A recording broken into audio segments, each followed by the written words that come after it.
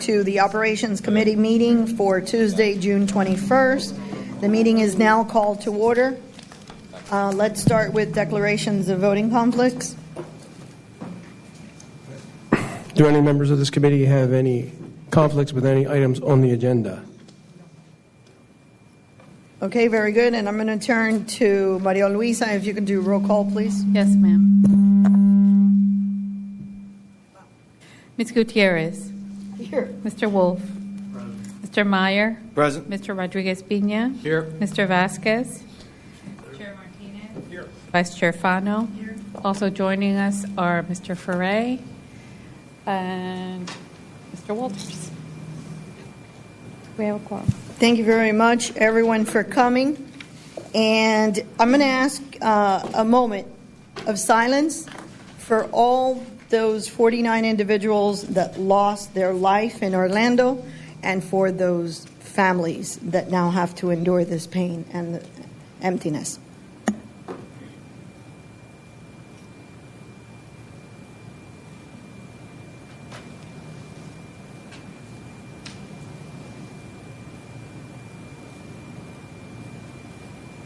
Thank you, everyone. And with that, we continue with the meeting, and it's open for public comment if there's anyone in the audience that would like to speak before us. Seeing no show of hands or body, public item section is now closed. We move on to next item, Council. Real property action items, approval to advertise MDX parcel 11205-135 for lease.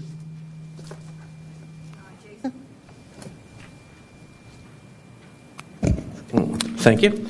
I have the next two items. The first one is a motion for approve to advertise for competitive bid the lease for parcel 11205-135. Parcel 135 is located approximately 37th Avenue and 36th Street. It's approximately 67,000 square foot of raw land and fenced. The property had previously been home to, when the authority purchased it 10, 12 years ago, to the old Miami ice skating rink. I don't know if anyone remembers that. The building, unfortunately, when we inspected it, was deemed unsafe. It had to be demolished. It was demolished in conjunction with Miami-Dade Transit as part of the McArlington Heights project. After it was demolished, it was utilized for many years by Miami-Dade Transit as staging for that project.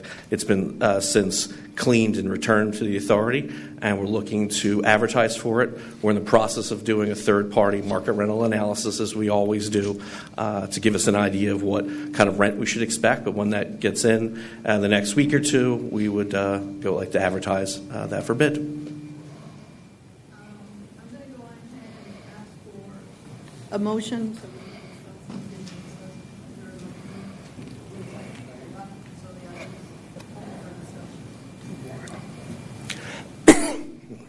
What kind of duration are you looking for on this property as far as the lease goes? Pardon me. Apparently, we're looking at our standard lease term, which is a 3-year initial term with 1-year mutual options where we both have to agree to extend.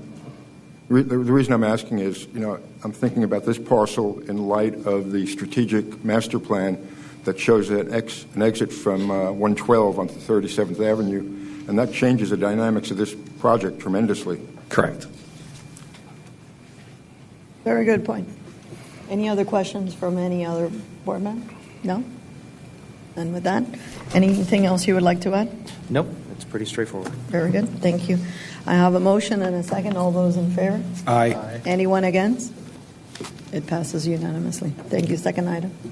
Next item is a motion to approve for advertised competitive bid lease MDX parcel 112I-216. 216 is located at 4026th Street, just east of Lejeune. It's approximately 15,000 square foot lot of raw land, again, with rock and fenced in. It had been bid and leased out twice previously, and both times utilized for the storage of automobiles. If you're familiar with that area between Lejeune and here, it's mostly a lot of automotive and industrial, and more likely to be used for storage. The previous tenant, Auto Boutique of South Florida, moved out the expiration of its last lease term and was paying an annual rent of $37,500.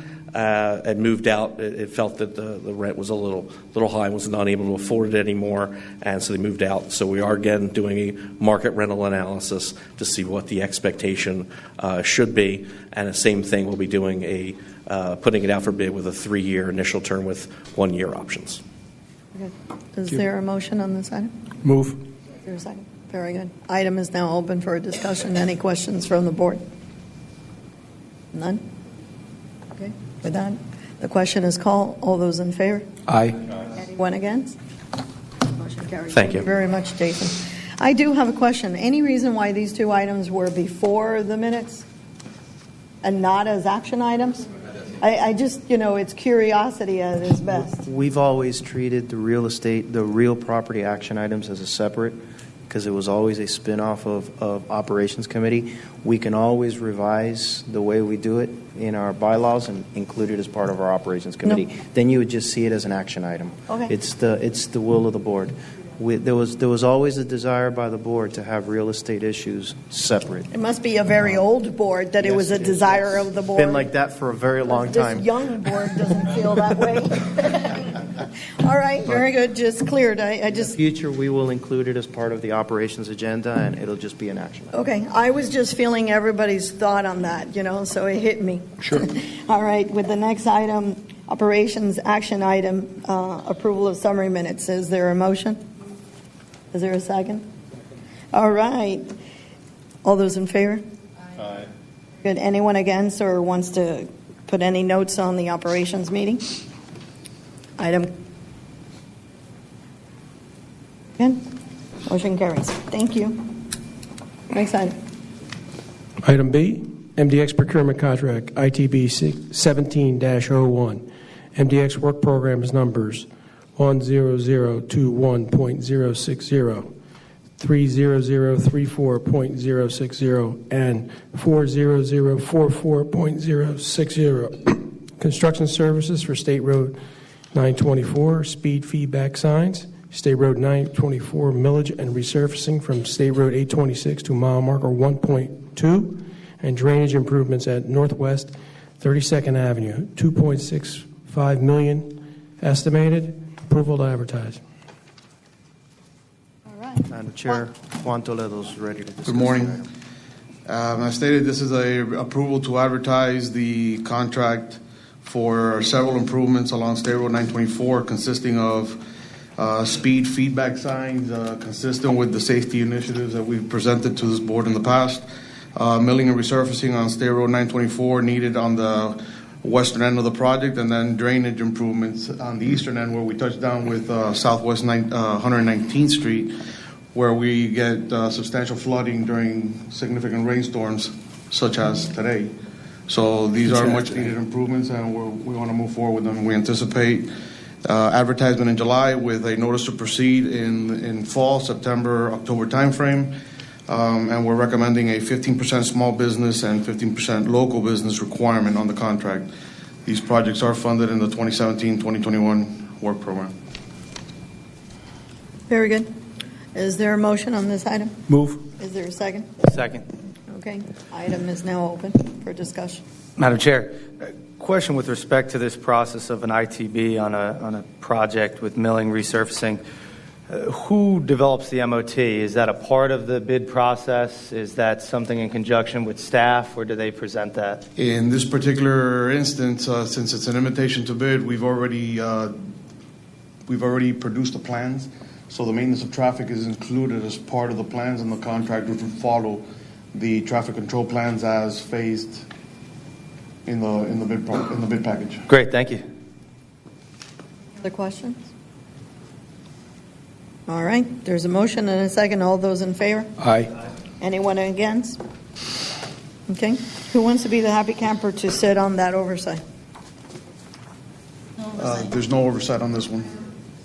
I know. I just wanted to see how everybody was reacting. I don't see. That was funny. See if everybody's awake and listening. Now that you've had some lunch, early lunch, by the way. It was 11 o'clock in the morning when you were eating. I'm trying to figure that out. You're going to be hungry by 1. I had no breakfast. You're up at 5:30. You've got a baby, so that's okay. That's the reason. I'm sorry, Carlos. Here we go. Okay, item C, MDX work program number 87410, State Road 874 ramp connector to 128th Street. Endorsement of eminent domain parcel resolution 15-30R. All right. Is that going to be one? This is for partial resolutions on the State Road 874 project 87410. Consistent with other items we've brought in the past, this would allow us to proceed in the negotiation process for these parcels. If we were to fail there, then we'd go into eminent domain. Okay. Is there a motion? Is there a second? Second. All right. The item is now open for continued discussion. Any questions? Man, these folks from this area must be so happy that so much work is continuous there. Correct. Okay. I've got a motion and a second. All those in favor? Aye. Anyone against? Motion carries. Thank you. Board members, and on that project, because it's a partnership with the Turnpike work is proceeding over the Turnpike, where they're putting in all the foundations for our bridge, and then we will connect to it. So this acquisition of right-of-way allows us for the connection to that ramp. So that partnership is working very well. Good. Next item. Yeah, item D, MDX procurement contract, ITB 16-04, replacement and upgrade of certain communication network infrastructure components, $600,000. Approval to deem non-responses to the requirements of the invitation to bid, all bid package submitted. Approval to cancel the procurement process for ITB 16-04. Approval to re-advertise for the required goods and services on MDX procurement contract number ITB 17-02. Very good. Helen. Thank you, ma'am.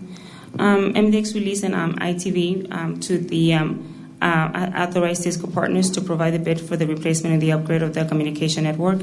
We received 2 bids on June 15 from DataLink Corporation and Giga Networks. Pursuant to the compliance and responsiveness review performed on both bid packages, they were non-compliant with the pre-qualification requirements of the ITV. And so we're asking... That again? They Those were words. non-compliant. They were non-responsive to the requirements of the invitation to bid. Pre-qualifications The requirement. pre-qualification requirements, Very correct. In that meeting, not submitting resumes complying with the pre-qualification requirements, and not having employees that met the requirements of the ITV as it relates to certifications and years of experience. Therefore, we're recommending that both bids be deemed non-responsive, and therefore the procurement to be canceled, and for us to go back and re-procure for the services that are still needed. Very good. Is there a motion? Is there a second? The item is now open for discussion. Go ahead. Thank you. I'm sorry. Thank you, Madam Chair. I just want staff to educate me or us just a little bit about what it means to be Cisco authorized. Cisco is the product that we use for our communication system, and is the manufacturer, and they actually authorize resellers of their products. What percentage of the market is Cisco authorized, would you say? Or in other words, does the Cisco product limit the population of possible bidders here? It does, but there is a big list of authorized resellers throughout the nation. Your question, Mr. Secretary. We're going to re-advertise. Are we going to make any changes to the ITB, or do we have any other expectation that we'll be more successful? We're going to reach out to those who received the ITB and kind of get a better understanding why, one, they didn't bid, or two, what was the misunderstanding from their perspective as to what the requirements were, and take it from there. But the requirements themselves and what the products and services that we're asking for will remain the same. If the requirements were reasonable, and there is, in fact, a market that could comply and did not submit. Yes, and we did consult with Cisco in putting together the requirements. Welcome. Helen, why is it important that the resumes show that they're employees of the company and not contracted employees. I would think expertise is expertise. That If I may, I'll take that, and it goes to the previous question as well. When we put this contract out and consulting with our IT staff, they felt that the work, the majority of the work should be done by the company providing the product. I think in discussion and in looking, it seems like the companies that are authorized to sell the product subcontract the actual installation. So that's part of the scope that we're going to revisit the requirements. We're going to revisit to see if that is something that is feasible. Us requiring that the employees be part of the actual team providing the product. So, seeing where that was the issue, what we may do is relax that requirement and allow for that work to be subcontracted, and make sure that we get the resumes accordingly for the subcontractors, that the people that are doing the work are experienced, but not so much have to be employees of the company providing the product. Any other questions? Yes. Just to follow up on that question, is this consistent with what we've done in the past, or is this a first-time event for us where we're requiring the employee versus a consultant? For this particular contract, I think this is the way we've done it in the past. I think that what we're seeing is a change in how these products are being delivered. Where now you have a company that, they're the ones that are authorized dealers of the product, but then they subcontract the work. So, we're seeing this. I think this is something that we're seeing now in the market. So I think, it's in our advantage to make those adjustments if we're going to be able to move forward and acquire the services. Okay. Thank you, Madam Chair. Thank you. Any other questions? I do have a question. To be a Cisco provider, there are certain levels, correct, within their tier of contractors? yes. Based on the level that you are, does that affect your competitiveness in pursuing a project? Yes. And so I guess the highest tier would be most competitive in an RFQ like this. Yes. Is that market still substantial that we feel that we can There's still a procure? big Okay. list. Yes. Great. Thank you. Other questions? I have a couple of questions. What proactive measures are you going to engage to ensure that we get, or that more people know that this procurement is out?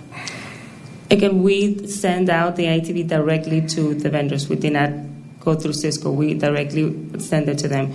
The proactive, the actions that we're going to take now is contact them directly and ask why they didn't pursue it, and understand better if there was any issues within the solicitations, whether the timing was the concern. What were the issues as to why they didn't feel they could bid on the project, or chose not to bid on the project? Do you recall how many people are on that list that are authorized? Oh boy, I don't remember the number, but it was a vast number. I can get back to the absolutely more than 10. Yes, absolutely. At which point are you going to change the RFP, the ITB? Prior to releasing it. So at which point will it come back to us to let us know that this is being changed and what is being changed? Because we're approving to go out. Right, to re-advertise. So that means that this document is being changed at some point from what it is today. So at which point are we going to be notified as the body that's supposed to be responsible that there is a change, that the language is different somehow, some way? We were hoping to get the approval today, go through this exercise of researching the market a little bit better. And other than the change of potentially from asking for employees versus contractors, unless there's any other significant change, we would not ask to come back over here. Without knowing anything about anything in this, that is a significant change. Keeping an employee, it costs a lot of money with a specialty. Having a contractor is huge because most people do that. They have a couple of contractors that can actually do this work because it's a non-expense for the company only when they win a bid. So it's a huge change, and you're going to see the outcome being very different. So that's really the question where I'm trying to get to. When the world changes, when do we get to know about it? Next board meeting? Next operations committee. Very good. Okay, any other questions? Sounds good. We have a motion and a second. All those in favor? Aye. One against? It carries. Let's rock to the next item. Item E, MDX procurement contract number 16, ITB 16-06, expansion, upgrade of toll system image storage, $265,342. Endorsement of contract award to the lowest responsive and responsible bidder. Again, we released an ITB to authorize Oracle partners. Similar to Cisco, we use the Oracle systems. We received 3 bids and performed compliance responsiveness of the 3 bids. They were all responsive with minor irregularities that were cured within in accordance with the procurement policy and prior practices. Staff is recommending to endorse a contract award to the lowest responsive and responsible bidder, Quastos Investment, in the amount of $265,342. Very good. Is there a motion? Move. Second. Item is open for questions.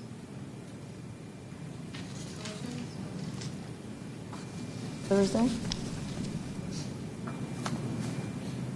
Okay. Seeing no questions concerned, the item is called. All those in favor? Aye. Anyone against? Motion carries. Item F, MDX work program number 87410, interlocal agreement with Miami-Dade County for the conveyance of right-of-way to facilitate the construction and long-term maintenance of the State Road 874 ramp connector to 128th Street and to construct a portion of the 127th Avenue as requested and paid for by the county.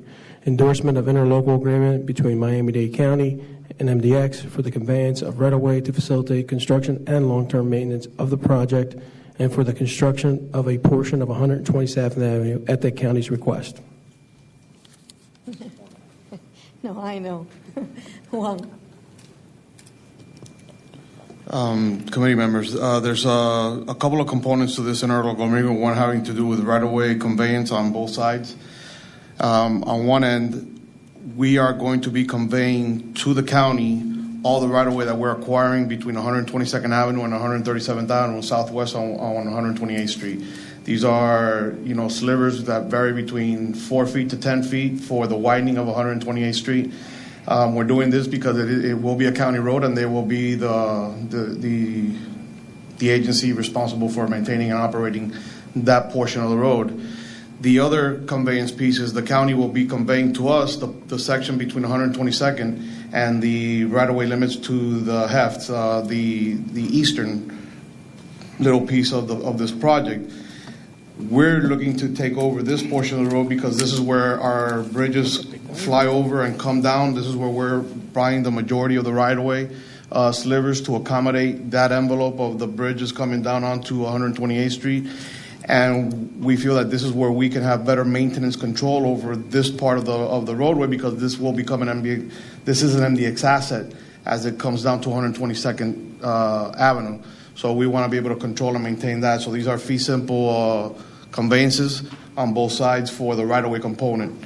On the project side, the county has requested for us to extend the project limits along 127th Avenue to the north from 128th Street to 124th Street. Our project was going to build out a portion of 127th Avenue and harmonize that intersection of 128th Street and 127th Avenue. The county has asked us to just complete the widening all the way to 124th Street, which involves some additional right-of-way and signalization at 124th Street and 127th Avenue. The construction estimate for that is about $900,000 of additional dollars to the scope, to the construction contract, and about $85,000 in additional right-of-way that we're going to be doing. The county is going to front that money upon execution of the agreement. So it's $985,000 that the county is going to give to us or advance to us once we execute the contract. Members, this is the item that Mr. Lawrence Percival came before the board numerous times to try and make the project better, and he's been working with staff and with the county, and this is the culmination of those efforts by Mr. Percival. I have some maps if you want to see them, and I can show you the areas, but It's a good idea. okay. it just goes to show the power of one individual pursuing an issue and being relentless on an issue. And Mr. Percival has time and time again delivered for But he his happens to be community. right also. Exactly. So as it relates to the additional work, this is 127th Avenue and 124th Street. What you see detailed here would be the limits of the additional work that we would do at this intersection. We're estimating it at like 800 to 900,000. We're still negotiating the number with the contractor for the civil component, but the majority of out of the 800,000, you're looking at 350,000 or so of it is going to be in the signalization. That's a heavy piece because you're putting a two-phase signal with left turns on both in both directions, and then the civil component, and then about 80,000 in additional right-of-way to be able to complete the widening. This 128th or 124th? What you're looking horizontally is 127th Avenue, and perpendicular is the 124th Street intersection. So that's that piece right there. We're already doing the piece on 128th and 127th, so this is just completing the leg between 128th and 124th. We also take signalization. Yes, but that was already included as part of our project. Okay, I have this zoomed in to just look at the right-of-way component, but the limits that you see here on this map is 122nd Avenue and the west and the eastern limit to the right-of-way of the turnpike. This is the area that we're going to be getting from the county, and we would be maintaining in the future, which is what we feel makes sense for us because that's where our bridges are coming in over the heft and touching down at 128th Street, so we'll have better access to our bridges, better access to our MSE walls, and be able to maintain that section of the road easier and better because that would be our asset. West of that, it's all county road, and that's where we'll be turning over. All the right-of-way that we're purchasing now would be conveyed to the county, and they would be responsible for the maintenance and operations of that segment of the road. The heft is where the cul-de-sac is, just east of that? That is correct.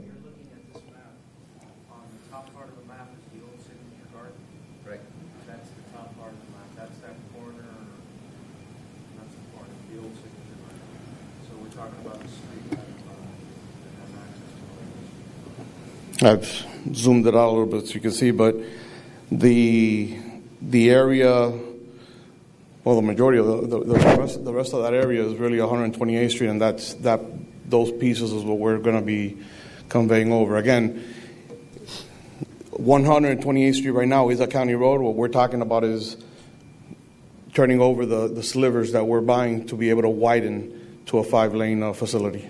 Okay. Is there a motion on this item? Madam Chair. Wait, I need a motion and a second so I can open it. I'll move it. Oh, okay. And is there a second? All right. Item is open for discussion. I wasn't calling the question. Yeah, I just wanted to make a related question. Yesterday, in the overview that Odebrecht gave us, I was frankly surprised that in one of the projects out of $65 million, $15 million was really improvements of Dade County roads. And even though that's not the case here, I mean, because we are going to get reimbursed, but we're putting some money in.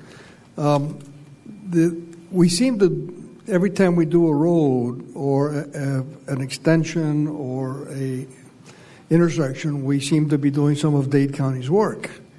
And that's fine. I have no problem with that. But I'd like to have a record. I'd like to go back.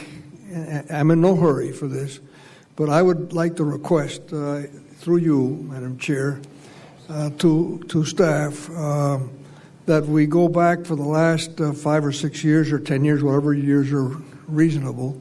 I'd like this, and I know that we have that for the big projects like Central Boulevard and things of that nature. But it's $5 million here and $10 million there and $20 million there and $3 million there. And before you know it, you got money. It's real money. And we pay that with tolls, and we bond. So there's an expense to doing that for the county, and we don't get. There's no recurring income on that. And we, that in the past really caused us a major problem, which fortunately we've been able to overcome significantly. But I would like to have just a record, and I think we should keep a going record. And every year when the chair and the director visit the county chair and commissions, that we should have that as one of the exhibits that we give them and say, look, this is what we did for you last year. We will put that information together, Mayor, and for the committee members. Pretty much every expenditure that we have where we're not retaining the asset, we seek reimbursement, whether it's from the county, a municipality, or the state. If we're going to retain it as an asset, then we go ahead and we're paying for it. In this particular case, we're going to retain the asset east of 122nd Avenue. And maintain it. Building and maintain it, but we're going to turn over the asset west. That is an improvement for Miami-Dade County, but it's also a benefit to our facility. Understand. Because it asks, but we'll document all this because that's a Well, very but for good example, point. yesterday when Little Break said out of the $65 million, 15 million is for 12th Street, and it's an improvement. We're not going to get that money back. No. Okay. In that instance, we also have easement trades that we did and were approved by the board. And I can speak to the specifics on that. I'm not concerned about easement What the trades. mayor is trying to accomplish is very pointed and very important for this agency. It's to memorialize how much overtime is being given and how it's ongoing. It never stops. And we're always helping the county. In other words, this is an ongoing proposal that we're doing with toll money, which we have to bond out and pay for, that we're putting into an expense that doesn't it benefits us, but it doesn't give us any income. That's the point. Understood. Very good. Any other questions? Do you know the value? Do you know the value of the conveyance one way and the other? I would have to. We can put that together. It's in terms of the right of way that we're purchasing, and I think it's important that we do have realize the those value. numbers. I just don't have them off the top of my head. Realize the value of this swap. We'll put that together. Any other questions? No? Okay. And with that, there is a motion and a second. All those in favor? Aye. Anyone against? Item carries. And you know what? And I have a couple of questions on the utilization report for the GEC. absolutely. I noticed that EAC has 3 times the amount as HNTB. Is that because HNTB's contract was several months behind? I know that there's an effort to balance the work between the two, and I'm curious as to why there's such a $5 million versus $1.5 million.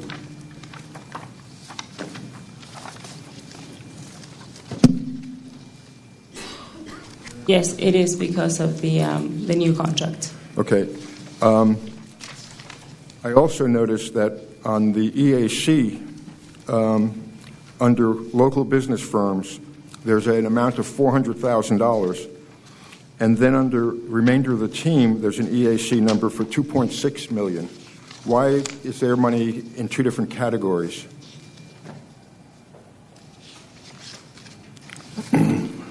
Because they are counting, as part of our policy, they can count towards 50% of the local business requirement. So I believe for this contract, the local business requirement is 15%. They're counting for 7.5% of that. So, and then the remainder of the 7.5%, they need to sub it out. So their real number then would be $3 million.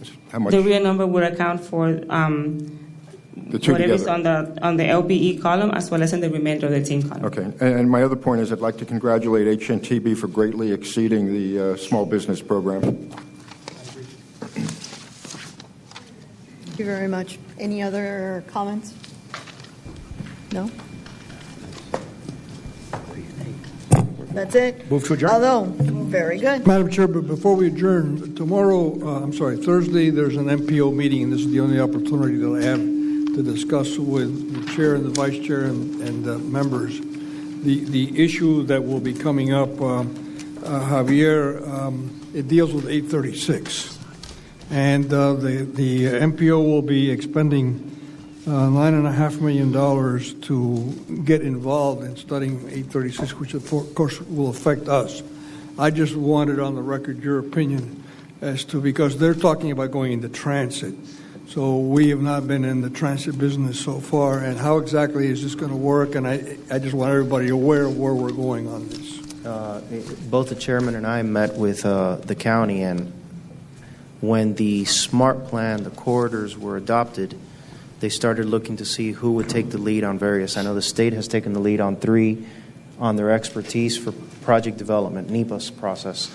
They wanted MDX to take the lead on 836 from a funding standpoint, and we rejected that. We said no.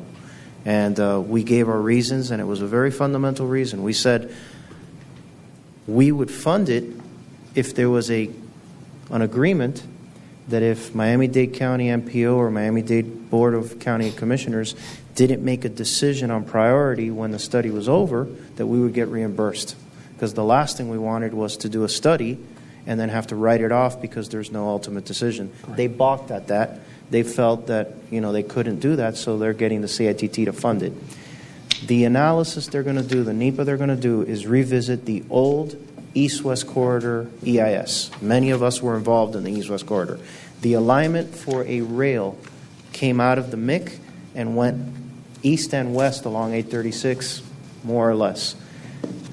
We will have to get involved. There has not been a determination by the county, by the MPO, of who takes the lead on the NEPA documents themselves. There are varying points of view. It's a consultant who's going to do it. The question is who's going to manage the consultant. Does the state take the lead and manage that consultant? Does MDX manage the consultant? Or does Miami-Dade Transit do it? That's still up in the air. But Madam Chair, my interest is how will this affect our $1 billion investment in 836? Because obviously, if that goes forward, as these ramps that we're now spending hundreds of millions of dollars doing, that rail is going to go right across there, and you're going to have rail crossings and problems of that sort. The engineering analysis and the way they would have to do it, it would have to grade separate all of our ramps. The bigger question is, if you have a rail parallel to 836 or on 836, what does it affect our traffic? If you presume, well, that's my point. If you accept that Miami-Dade County continues to grow, and if you accept that the split in mode is 97.3, and for argument's sake that transit split is going to increase to 5%, there's no question in my mind that 836 demand is never going to go down. No, that's not my question. See, my question is we're spending $100 million to do an intersection. If there's all of a sudden a rail going through and there's a no, is that going to cause congestion? They would have to go over. They would have to go over. It wouldn't over. It's not going to be able to go crossing an interchange ramp. It doesn't make any sense. Well, what you're saying is never going to happen because going over what is very. What I'm saying is that it's expensive to do. Yeah, that's all I've said. All right. It'll be expensive to do. Thank you.